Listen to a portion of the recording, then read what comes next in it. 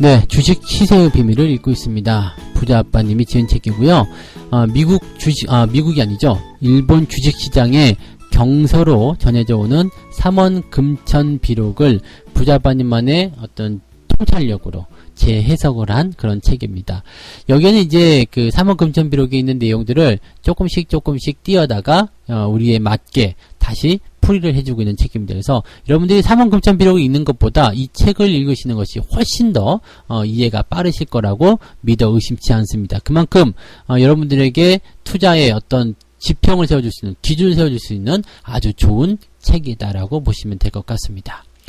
자, 오늘은 세 번째 챕터입니다. 3장 매수법과 매도법의 세 번째 챕터, 대중과 반대의 길을 가도록 하라.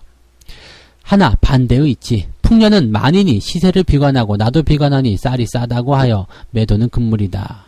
흉년은 천인이 시세를 낙관하고 나도 낙관하니 쌀이 비싸다고 하여 매수는 금물이다.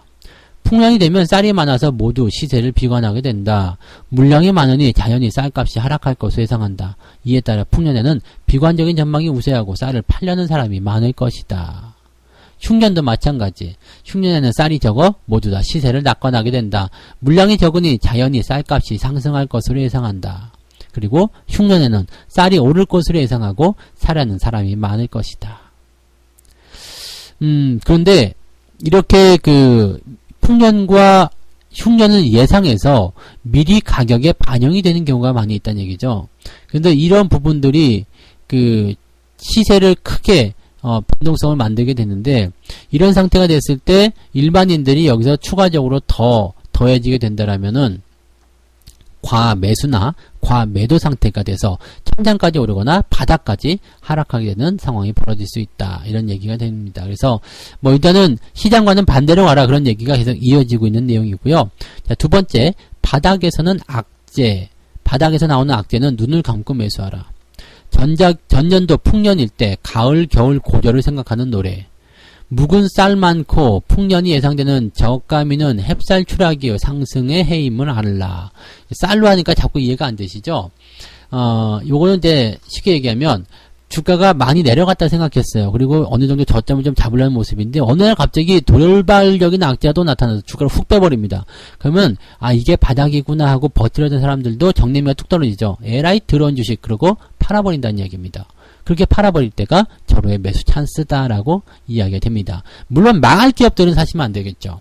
어느 정도 기업적인 분석이 되는 기업들만 거기에 해당된다라고 생각하시면 되겠습니다. 주식 투자는 위험을 사는 것이다. 주식 투자는 하나의 사업과도 같다. 네. 사업한다는 것은 바로 이제 위험을 하는 부분들이죠. 네. 모험을 하는 부분입니다. 주가가 쌀 때 살 수 있는 사업가적인 모험 정신이 필요할 것이다. 바로 위험을 사는 것이다.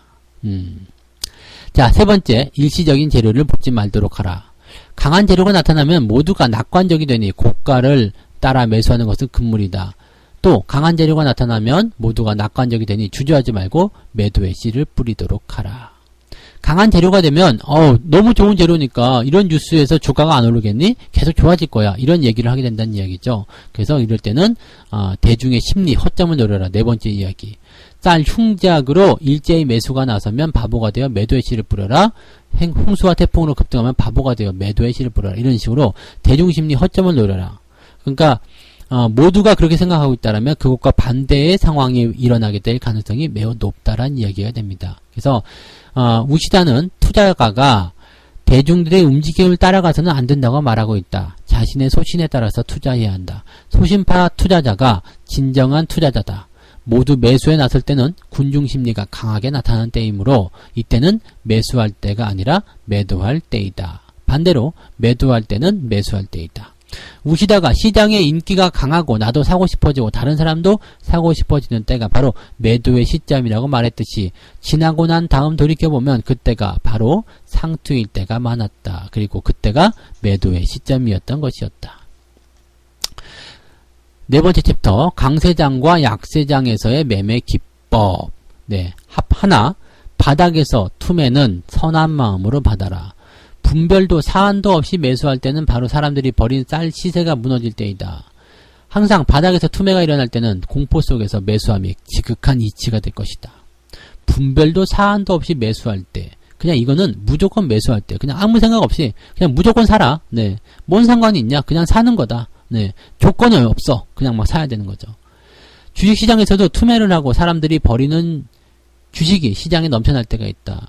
이때 자선을 베푸는 심정으로 조금씩 주식을 사 모으는 것이 좋다. 선한 마음을 품으면 부자가 될 수 있는 이유가 여기에 있다. 월가의 영웅으로 불리는 피터 린치의 말을 들어보자. 하락장은 당신이 사고 싶은 주식을 살 수 있는 절호의 기회이다.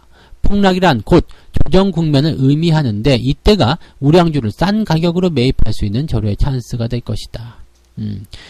투매를 만나게 되면 많은 사람들이 이제 좀 주식을 갖다 버리고 주식 다시는 안 할 거야 라고 이야기를 하게 되죠. 네. 두 번째, 조급하게 거래하면 손실을 보게 된다. 다만 조급하지 말라. 조급한 거래는 이득이 없다. 오픈 저가를 사고 오픈 고가를 팔라. 매매는 서두르면 서두를수록 손실을 본다. 3번 물타기도 2번 물타기도 필요 없는 저가를 조급함 없이 기다리는 것이 대비밀이다. 조급한 매수를 하지 않는 것이 낙관적인 시세관의 비밀이다. 늘 값싼 날을 기다려 사라. 조급한 매도를 하지 않는 것이 비관적 시세관의 비밀이다. 늘 비싼 날을 기다려 팔아라. 단 한 번의 물타기도 필요 없는 시절을 기다림이 좋다. 다만 초조함에 실족하는 것이다. 내리는 이치도 때를 만나지 못하면 내리지 않고 매도에 조급하면 큰 바보가 된다. 오르는 이치도 때를 만나지 못하면 오르지 않고 매수에 조급하면 후회하게 된다. 조급한 마음에 저가에 매도하고 최고점에 사서 넘어지는 것이다. 네, 조급한 마음을 버려라. 여기는 이제 아주 큰 두 가지가 나옵니다. 올라갈 때, 주식이 올라갈 때 5%, 10% 나왔을 때, 이거를 팔아먹어야 되는데, 막 그런 조급한 마음이 있죠. 이거 팔아야 되는데. 그런데 거기서 팔게 되면 나중에 더 큰 시세를 놓치게 되는 거고. 이거는 반드시 올라올 거야라고 생각하면서 안 팔고 있다가는 더 큰 하락을 보게 된다는 얘기. 그 다음에 왜 안 내려가지라고 매수하는 것도 굉장히 큰 부분이다라고 되어 있는 거죠. 그래서 값싼 날, 그 다음에 비싼 날을 기다려서 사고 팔아라. 또 하나, 물타기가 필요 없는 시절을 기다리는 것이 매우 좋다. 네. 그 다음에 내리는 이치도 때를 만나지 않으면 내리지 않는다. 그러니까 주가가 계속 올라갈 수밖에 없는 상황. 이거는 조정이 나왔으면 좋겠는데 안 나오는 상황이 있어요. 그런 상황들은 기다려라. 내려가야 될 때가 오지 않았습니다. 그 다음에 오르지 않은 종목들 사놓고 나서 왜 종목이 안 올라가지? 왜 이렇게 되는 거지? 라고 생각하는 사람들 굉장히 많으실 수 있겠죠. 근데 그러한 부분들도 역시 때를 만나지 않았기 때문에 네, 주가가 올라가지 않는 것이다. 조급해하지 말라. 기다리면 다 때가 될 것이다. 그 이야기를 하고 있는 거죠. 세 번째, 탐색 매매법을 구사하라. 항상 2할 오르면 소량 탐색 매도의 시기임을 알라. 항상 3할 내리면 쌀 시세가 무너지고 탐색 매수의 시기임을 알라. 이것이 이제 뭐냐면 보초병이죠. 보초병. 보초병을 다시 얘기하면 분할 매수, 분할 매도. 그래서 여기서는 이렇게 나옵니다. 나누어서 사고 나누어서 팔아라. 주식 경험처럼 조금씩 사보고 조금씩 팔아보는 것이다. 이것이 바로 탐색을 통한 매매이다. 물론 삼원금통비록에서 말하는 3할은 쌀 거래 시장에서의 변동성이기 때문에 오늘날의 주식시장에서의 변동성과는 다를 것이다. 그래서 지금 현재 이제 뭐 3할, 2할, 뭐 3%, 2% 여기에 접근을 하지 마시고요. 중요한 것은 이렇게 한꺼번에 하지 않고 조금씩 나눠서 하는 것이 분명히 도움이 되는 것이다라는 이야기를 하고 있는 겁니다. 네 번째, 충분히 하락할 때까지 기다려라. 태풍이 불지 않는 9월의 저가 정식으로 기다려라. 태풍이 불지 않는 9월은 풍년을 예상해서 매물이 넘치는 시기이다. 물량이 많아 과도한 저가가 형성되는 시점이다. 이처럼 매물이 쌓이면서 하락하고 있을 때는 시세가 더 하락할 가능성이 높기 때문에 하락할 가능성이 높은 장에서는 충분히 저가를 기다려서 매수하는 것이 좋다. 네. 주식시장에서도 하락 추세에 있는 주식을 매수하는 것은 위험하기 때문이다. 왜? 추가로 하락할 수 있기 때문이다. 주가가 하락하고 있는 종목을 최저가로 잡으려고 하는 것은 마치 수직 강화하고 있는 칼을 잡으려는 것과 같다.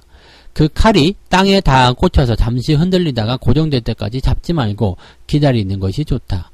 급속하게 떨어지는 주식을 잡으려 하면 필연적으로 칼날 쪽을 잡게 되므로 고통스러운 경악만을 가져다 줄 뿐이다. 꼭 잊지 마세요. 떨어지는 칼날을 잡게 되면 내 손이 베일 뿐이다. 다섯 번째, 상승 탄력이 떨어지면 낙관적인 태도를 버려야 한다. 상승폭은 상승폭이 적은 쌀은 미련 없이 낙관적인 태도를 버리고 팔아야 할 것이다. 즉, 상승의 흐름은요, 상승 추세가 크게 나오려면 많이 오르고 살짝 조정받는 그런 모습이 나타나야 되는데, 조금 오르고 만다. 이런 것들은 상승에 대한 에너지가 굉장히 부족한 부분이다라고 생각하셔야 됩니다.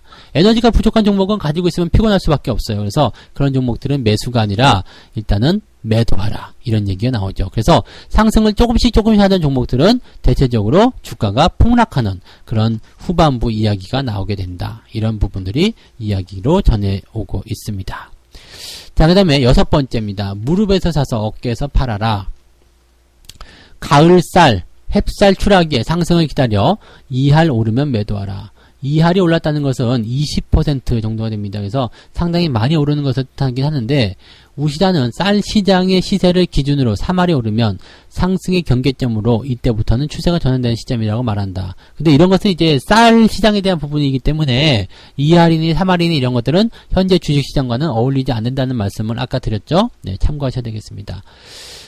주식시장에서는 이러한 부분들을 무릎에서 사서 어깨에서 팔라는 경험과 비슷하다. 무릎은 바닥에서 조금 올라온 곳이고 어깨는 머리에서 조금 내려온 곳이다. 주식 투자에서 바닥은 최저가이며 무릎은 바닥보다는 조금 높은, 조금 올라온 수준을 뜻하게 된다. 그래서 주식은 바닥에서 사고 천장에서 파는 것이 가장 좋다. 그러나 아무리 예측을 잘하는 사람도 바닥과 천장이 어딘지 정확하게는 알 수가 없을 것이다. 늘 하는 말씀이 바로 이겁니다. 여기가 바닥이다라고 확신하는 사람들이 있어요. 여기가 바닥이기 때문에 지금 사야 해. 말도 안 되는 얘기입니다. 그걸 어떻게 아실 건데요? 더 내려가면 어떡할 건데? 바로 이거거든요.